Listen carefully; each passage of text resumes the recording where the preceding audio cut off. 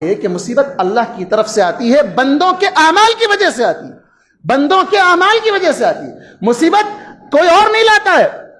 ان کی کیا حیثیت ہے، ان کی کیا اوقات ہے جو ہمیں تکلیف میں ڈالے؟ اللہ کی مرضی کے بغیر پتہ نہیں ہل سکتا ہے، یہ ہمارا ایمان ہے۔ آج اگر مصیبت آ رہی ہے تو یہ من اللہ ہے، اللہ کی جانب سے ہے، اس لیے کہ اللہ تبارک و تعالی نے فرمایا ما اصاب من مصیبت الا باذن اللہ، کوئی مصیبت بھی اللہ کی اجازت کے بغیر نہیں آ سکتی ہے۔ اللہ کی اجازت ہے اس میں، اللہ کی مرضی شامل حال ہے اس میں، تو کیوں اللہ تبارک و تعالی اس طرح کی مصیبت میں ہمیں ڈال رہا ہے؟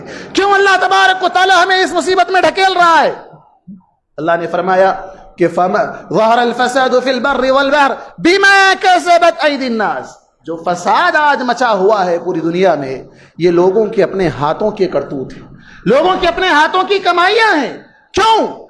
کہ اللہ تبارک و تعالیٰ ان کے کرتوت کی انہیں سزا دے، انہیں مزہ چکھائے کہ تم نے جو بدعمالیاں کی ہے، تم نے جو رشوت کا بازار گرم کیا ہے، تم نے جو حرام خوری کا بازار گرم کیا ہے، تم نے جو جائیدادوں کو ہڑپ لیا ہے، تم نے جو وراثت سے لوگوں کو محروم کیا ہے، تم نے ناجائز کاروبار کو جائز بنایا ہے، تم نے حرام کو حلال بنایا ہے۔ کتنے ایسے کاروبار ہیں جو آج مسلمان کرتا ہے، اللہ کی عبادت سے تم دور ہو گئے تھے۔